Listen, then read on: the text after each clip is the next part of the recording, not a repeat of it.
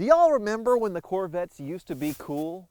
I mean, the new ones are pretty cool right now, but at some point in the 31 years that I've been on this earth, the Corvette went from being one of the coolest cars on the road to a punchline for a midlife crisis joke. I was curious to find out what exactly had changed, and to help a friend of mine, what the hell? Oh, it's just a kitty cat. Hello, kitty. Hello. It's a friendly kitty cat. I don't know why that scared me so much. I was curious to find out what changed, and to help, a friend of mine was willing to loan me this 1969 Corvette so I could find out what happened. Well, really, I had to beg him incessantly just to have this car for an hour, so I better hurry this video up.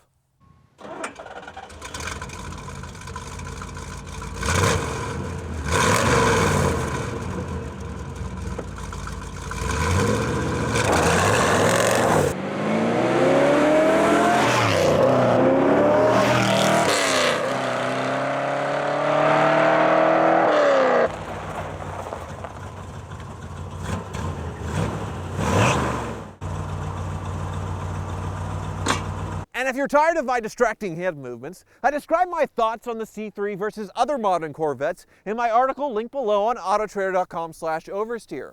So like I said, this fiberglass wonder is a 1969 Corvette, known as the C3 since it's the third generation of Corvette, and it has the old standard 350 V8 putting out 300 and something horsepower. I'm really technical. Thankfully, this car was produced before Malaysia regulations choked these engines down to power levels similar to mopeds. This car with the small block was reported to have a pretty decent 5.9 second 0 to 60 back in the day, but that doesn't really matter. This thing could have a 10-second 0 to 60, and it would still be cooler than a new Corvette.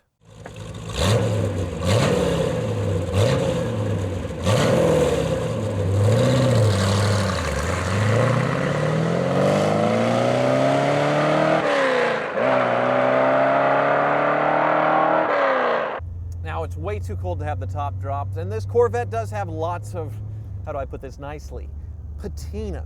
But I'm still having way more fun right now than I would be piloting a new Vette, as this car can actually run through the gears and still give you that rush of acceleration, yet keep you at speeds low enough to not send you to jail. Everything about this car is so mechanical and literal.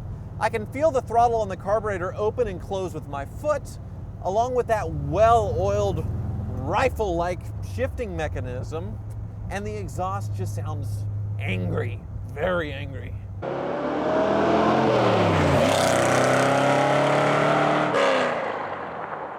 So you might be thinking it's more fun to drive slow because it is slow and primitive and dangerous, but hold on a second. Yeah, this thing is probably a death trap, but it does have power disc brakes, an independent rear suspension, and plenty of other modern conveniences you would find in most new cars, and that's what makes this Corvette so good. It's the best combination of old school muscle and modern performance, but that's not what actually makes this Stingray better than the new one. When you look at this car, it's unmistakable for anything but a Corvette. Its ridiculous raised fenders with its sharp edges and pop-up headlights made this car an icon. It was totally appropriate these cars were given to every astronaut, as they look like they could just rocket to the moon just sitting here. Of course, it was brilliant marketing strategy as well, but what else could you picture a rocket man from the 1960s and 70s driving? This is it. The Rocket Man theme clearly continues inside the car, with an instrument set up to look like an airplane's avionics, and a climate control set up to look like a plane's pitch control, along with plenty of redundant lights and buttons, like these to let you know which lights are on, and this button you have to push to confirm you fasten your seatbelt. Of course, the pop-up headlights are super cool, but I also like the racing-style fuel tank access, which is large enough to stick your hand through or see through to the bottom of the fuel tank. Of course, the styling is ridiculous, made possible by the thick fiberglass body that likes to warp and crack with age, but it worked. There was nothing else that looked anything close to this, and I don't know how many cars that could pull off this silver on purple paint scheme going on here. I can't believe I'm saying this, but I really like it. But just a decade later, these cars were choking on their own emissions equipment and were seen more as goofy cartoon caricatures of a long dead era. And I do see that the next generation Corvette C4 as being a brilliant reinvention of the Corvette looking like nothing else on the road. The same argument could sort of be made for the C5, even though it's a little more generic looking, it's still unmistakable as a Corvette. But in the generations that followed, in my mind, they just start blending in. With a new Corvette, most people wouldn't know any better if you put a Ferrari, Lamborghini, or even a Viper badge on the front.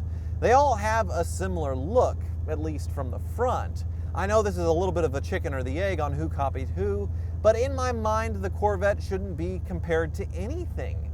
In a horse race, it should be that crazy one that throws its rider off before entering the gate, and then just trots around to its own tune. It's great the Corvette is in the same league performance-wise as exotics 5 times its value, but that's not what made the Corvette legendary in the first place. And while new Corvette numbers do seem really impressive, it's less remarkable when you see modders building a 15-year-old Corvette C5 to put out similar performance numbers.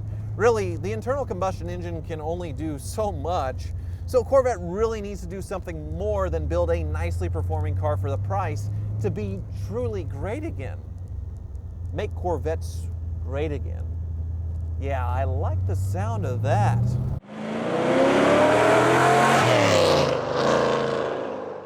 A new Corvette shouldn't look vaguely exotic enough to blend in with a Ferrari.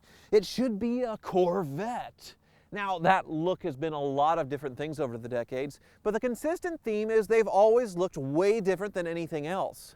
Automotive journalists in recent decades used to blast the Corvette for being goofy and primitive, and are generally harsh on cars that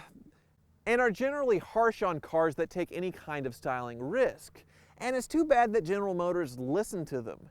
Yes, the new Corvette is pretty, but it doesn't excite me nearly as much as this car. And that's why young people, for the most part, think of Corvettes as sports cars for old farts. It doesn't matter how fast you make it, it will never be as good as this Corvette was at capturing the hearts of a generation. I'm not sure what the styling solution is, but I shouldn't since I'm not a crazy automotive designer. I do think the new Mustang seems to be a good example of a car reinventing itself while still having its own unique look, and plenty of kids are buying those and quickly crashing them, and I guess the same could be said for the new Camaro. So my idea is certainly possible. Get off the car! Get off the... Gosh, cat! Ugh. And now, thanks to that darn cat, I've lost my train of thought, and I really need to be getting this car back to its owner. And I really, really want to buy a Corvette now. And if you think Mike from the YouTube channel Street Speed 717, who happens to own one of these new ho-hum Corvettes, will probably backhand me if we ever cross paths, hit that like button. And as always, thank you for watching. What are you doing? Get out, out. No, you can't come in here. No, go. Oh, no, don't go back. Don't go back there. Ah.